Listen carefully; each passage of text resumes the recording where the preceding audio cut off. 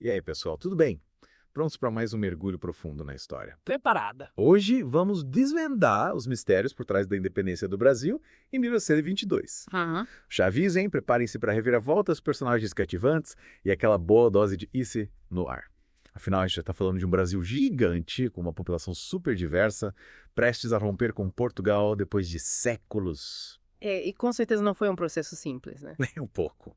E aí fica a pergunta: será que o Brasil tinha tudo para dar errado? Essa é a grande questão. É importante a gente entender que a independência não foi um passe de mágica, um simples grito e pronto. Foi um processo, né, cheio de nuances, com vários personagens, cada um com seus interesses, suas motivações. Um quebra-cabeça gigante com peças faltando e outras que não encaixavam, né? Exatamente. E pelo que Laurentino Gomes conta no livro 1822, o cenário era para lá de desafiador, né? Totalmente. Ele coloca que 2/3 da população era formada por escravos, negros libertos, indígenas e mestiços, muitos vivendo em condições bem precárias.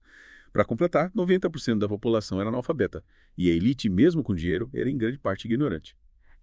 A gente já começa a ver que a ideia de um Brasil independente era, no mínimo, arriscada. Tinha uma dívida pública enorme, cofres vazios, a economia em crise, a produção de açúcar caindo, a mineração perdendo força. Nossa, coisa. E para aumentar a tensão, o medo de uma revolta escrava era constante. Imagina o impacto disso nas decisões da elite branca. Uau, realmente um cenário explosivo. E no meio de tantas incertezas, as províncias isoladas, competindo entre si, difícil imaginar como essa mistura toda poderia dar certo. É verdade. Sem falar nas diferentes visões políticas da época, né? Monarquistas, republicanos, conservadores, liberais. Cada grupo com sua própria receita para o futuro do Brasil. Pois é, imagina conciliar tantos interesses e construir um projeto de nação unificada em meio a essa fragmentação política toda, né? Parece missão impossível. E para adicionar mais lenha na fogueira, as cortes portuguesas entram em cena e suas atitudes acabaram dando um empurrãozinho para o movimento de independência.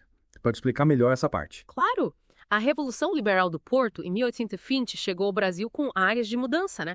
A promessa de uma Constituição e mais autonomia animou a galera por aqui. Só que essa empolgação durou pouco. Tipo uma lua de mel que acaba rápido, né? Exatamente. As cortes, cheias de deputados portugueses, começaram a tomar medidas que limitavam a autonomia do Brasil. Queriam que Dom Pedro voltasse para Portugal e tentavam controlar tudo daqui. Ou seja, queriam transformar o Brasil em colônia de novo aos interesses de Portugal. É isso. Basicamente. E essa pressão toda teve o efeito contrário. Em vez de conter os desejos por independência, as cortes acabaram acendendo a chama da revolta no coração dos brasileiros. E é nesse turbilhão todo que entra em cena na figura aí de Dom Pedro, o príncipe que se viu no olho do furacão, né? Sem dúvida. Dom Pedro, que no começo era hesitante em relação à independência, passou por uma transformação política acelerada. Imagina a pressão: seguir as ordens das cortes e voltar para Portugal, ou ficar e liderar o movimento pela independência do Brasil. Que dilema. E a correspondência entre ele e o pai, Dom João VI, mostra essa mudança de postura, né? Sim. Nas cartas, a gente vê a mudança no discurso de Dom Pedro. Começa com juramentos de fidelidade a Portugal e, de repente, ele está defendendo a autonomia do Brasil com unhas e dentes. É fascinante ver essa metamorfose de um príncipe indeciso a um líder disposto a lutar pelo destino da nação. Mas me conta, a gente só conhece o lado herói de Dom Pedro. Quem era ele de verdade? Bom, Dom Pedro é um personagem complexo, com defeitos e qualidades como todo mundo. Um jovem, né? Entendi. Mas no meio daquela pressão toda, ele soube se impor e tomar decisões importantes que mudariam o rumo do Brasil para sempre. Mas né? Ele é um jovem. Tinha seus casos amorosos, suas festas. Tinha sua fama, né? Mas no meio daquela pressão toda, ele soube se impor e tomar decisões importantes. Decisões que mudariam o rumo do Brasil para sempre. Não podemos esquecer do famoso Chalaça, grande amigo de Dom Pedro, né? Que papel ele teve nessa história. Francisco Gomes da Silva, o boêmio, figura popular e dizem grande influenciador de Dom Pedro. Alguns historiadores acreditam que ele tinha ideias liberais, sabe? E que ajudou a moldar a visão política do futuro imperador. Ou seja, a amizade dos dois e além das festas e dos casos amorosos, né? Tinha um lado político importante ali. Com certeza. Imagina as conversas, as confidências, as ideias trocadas entre Dom Pedro e o Chalaça. É bem provável que essa relação tenha tido um impacto significativo nas decisões de Dom Pedro, especialmente nesse momento crucial de definição do futuro do Brasil. Faz sentido. E falando em figuras importantes, como não mencionar José Bonifácio de Andrada e Silva, o patriarca da independência. José Bonifácio, um homem de ciência e de ação. Ele se tornou um mentor para Dom Pedro, um conselheiro estratégico. ajudou a unir diferentes grupos em prol da independência. Sem ele, a história poderia ter sido bem diferente. Parece que Dom Pedro estava bem acompanhado nessa jornada. Mas e como essa panela de pressão toda finalmente explodiu?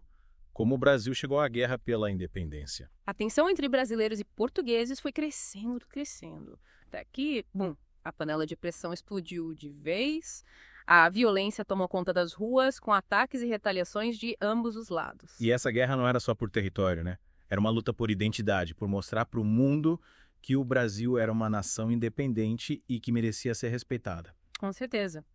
E essa luta se manifestava de várias maneiras, né? Tinha a guerra nos campos de batalha, mas também a guerra simbólica. Travadas nos jornais, com brasileiros trocando seus nomes portugueses por nomes indígenas. É uma forma de mostrar que o Brasil tinha raízes próprias, uma cultura rica e diferente da portuguesa, né? E me fala sobre as batalhas em si. Como era lutar pela independência naquela época? Olha, você precisa se transportar para o Brasil de 1822. Imagina um exército brasileiro com poucos recursos, soldados famintos, mal equipados, lutando contra um inimigo mais experiente, bem armado. Difícil imaginar as condições precárias, né? Doenças, falta de comida e ainda por cima, o bicho de pé. Li em 1822 que essa praga era um tormento para os soldados nas trincheiras. É verdade. Laurentino Gomes descreve como o bicho de pé causava feridas dolorosas nos pés dos soldados, dificultando ainda mais a luta pela independência. É um detalhe que nos faz pensar nos desafios enfrentados por aqueles que lutaram pela nossa liberdade. Impressionante. E nesse contexto, quem viram os grandes nomes, os heróis que se destacaram na guerra? Tivemos figuras importantes como Lord Cochrane, o almirante escocês em busca de glória e fortuna, e o general francês Labatut, um personagem misterioso com experiência em guerras de independência na América Espanhola. Uau, 2 estrategistas de peso. Eles que ajudaram a organizar e liderar as tropas brasileiras, né? Mas imagino que a elite brasileira, com todo o medo de uma revolta escrava, devesse estar de cabelo em pé com essa guerra toda, né? Sem dúvida. Você se lembra do que falamos sobre o medo da elite branca? Essa ameaça era real e estava presente em todos os momentos. Documentos da época revelam o pavor que eles tinham de uma rebelião generalizada. É como se estivessem construindo um castelo de cartas com a ameaça constante de um vento forte derrubar tudo, e como esse medo influenciou as decisões em torno da independência. A elite tinha que jogar um jogo delicado. De um lado, queriam a independência para ter mais autonomia e controle sobre o Brasil. De outro, temiam que a ruptura com Portugal desencadeasse uma revolta escrava incontrolável. Um verdadeiro dilema. E a Inglaterra, que já pressionava pelo fim do tráfico negreiro, como se encaixa nessa história? A Inglaterra era uma potência econômica e militar, e sua influência no cenário internacional era enorme. Eles haviam abolido o tráfico de escravos em 1807 e pressionavam Portugal e o Brasil a fazerem o mesmo. Mas imagino que a elite brasileira, dependente do trabalho escravo, não estivesse disposta a abrir mão desse luxo tão facilmente, né? Exatamente. A elite brasileira resistia à pressão inglesa e tentava protelar ao máximo o fim do tráfico negreiro. Eles argumentavam que a abolição repentina causaria um colapso na economia e que o Brasil não estava preparado para isso. Ou seja, a independência do Brasil se deu num contexto extremamente complexo, né? Tensões internas, pressões externas e o fantasma da escravidão assombrando todas as decisões. E após a conquista da independência, com Dom Pedro IX no poder, quais foram os desafios para construir essa nova nação? Bom, apesar de ter liderado o processo de independência, Dom Pedro Lix não teve vida fácil como imperador. Ele teve que lidar com as divergências políticas, a resistência de Portugal, as revoltas internas e a constante ameaça de fragmentação do território. Ele precisava, de alguma forma, unificar um país gigante, com interesses diversos e uma população ainda marcada pelas desigualdades e pelos resquícios da escravidão. Parece que a luta pela independência foi apenas o primeiro capítulo de uma longa e complexa história. E Dom Pedro de Quetzal, o herói da independência, se viu no centro de um turbilhão de desafios e conflitos. Que tal a gente explorar mais a fundo esse período e entender como o primeiro imperador do Brasil lidou com tantas pressões? Pois é, Dom Pedro IX não teve moleza, né? Governar o Brasil naquela época devia ser como tentar domar um cavalo selvagem. Um país gigante, com interesses diversos e uma população ainda marcada pelas desigualdades, pelos resquícios da escravidão. Que tipo de decisões Dom Pedro Roxo tomou para consolidar a independência e construir um Estado brasileiro? Logo de cara, Dom Pedro X convocou uma Assembleia Constituinte para criar a primeira Constituição do Brasil. A ideia era ter um sistema de governo que trouxesse estabilidade, sabe? E mantivesse o país unido. Parece uma decisão sábia. Convocar representantes de todo o país para decidir os rumos da nação. Mas imagino que nem tudo tenha sido um mar de rosas, né? As divergências políticas da época eram intensas. A Assembleia Constituinte foi um verdadeiro campo de batalha de ideias. Tinha deputados defendendo um sistema monárquico com poderes absolutos para o imperador, enquanto outros queriam uma monarquia constitucional com mais autonomia para o legislativo. E Dom Pedro Someri, de que lado ele estava nessa briga? Bom, Dom Pedro I tinha um jeitão autoritário, né? Não curtia muito a ideia de ter seus poderes limitados. Ele queria ser um imperador forte, capaz de controlar os rumos do país. E isso acabou criando um clima de tensão com a Assembleia Constituinte. Ou seja, a relação entre Dom Pedro e os deputados não era um exemplo de harmonia, né? Digamos que o clima era de desconfiança e atrito. Dom Pedro VI pressionava a Assembleia para aprovar uma Constituição que lhe desse amplos poderes, enquanto os deputados resistiam a essa interferência. E no final, quem levou a melhor nessa queda de braço? Na verdade, a Assembleia não conseguiu aprovar uma Constituição que limitasse os poderes de Dom Pedro I. Em 1823, cansado da resistência, ele decidiu dissolver a Assembleia. Mandou os soldados invadirem o parlamento e prender os deputados que se opunham aos seus interesses. Caramba, que atitude radical.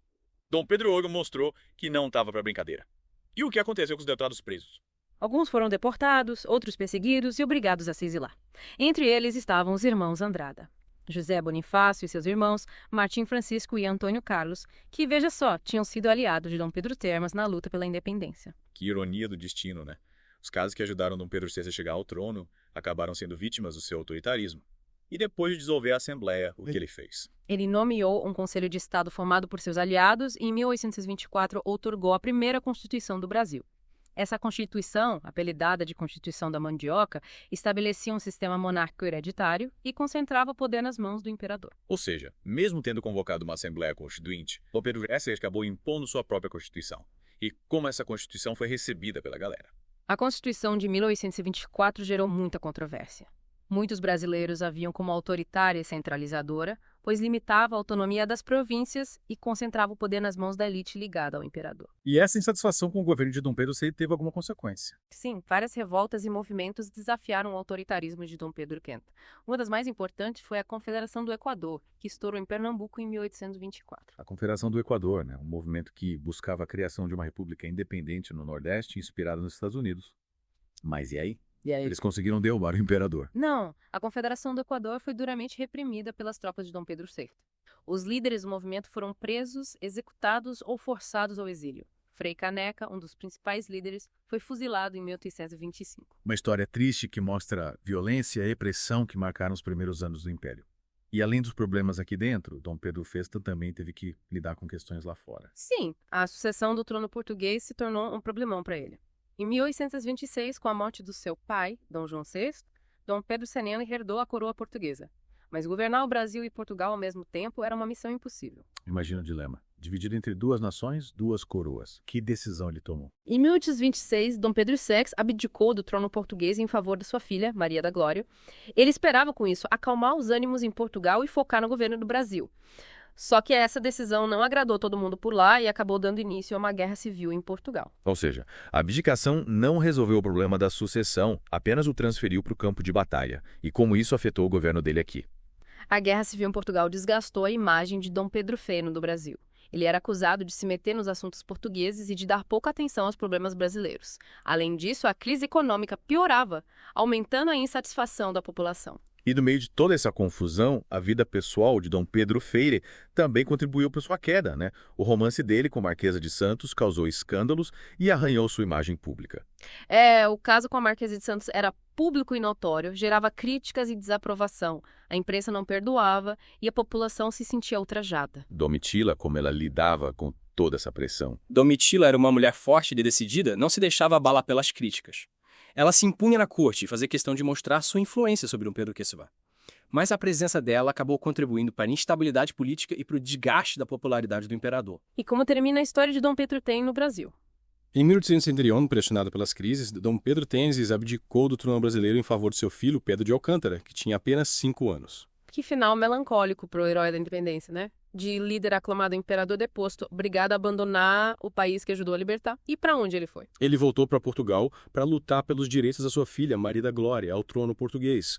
Liderou as forças liberais na Guerra Civil contra seu irmão, Dom Miguel. Ou seja, a história dele não terminou com a abdicação. Ele teve um último capítulo em Portugal. É como se ele tivesse vivido várias vidas em uma só, né? Cheio de reviravoltas, desafios e decisões difíceis. Mas, no fim das contas, qual o legado que Dom Pedro III deixou para o Brasil? Dom Pedro Cero foi um personagem central na construção do Brasil independente. Apesar de seus erros e controvérsias, ele teve a coragem de romper com Portugal e liderar o país rumo a um novo destino. Seu legado é complexo e multifacetado, como a própria história do Brasil. É isso aí, pessoal. Mais um mergulho profundo na história concluído com sucesso. Espero que vocês tenham curtido essa viagem no tempo, cheia de reviravoltas e personagens incríveis. E como sempre fica a reflexão, quais os legados da independência, do reinado de Dom Pedro III que ainda podemos observar no Brasil de hoje? Vale a pena pensar sobre isso e buscar as respostas na nossa história. Até a próxima!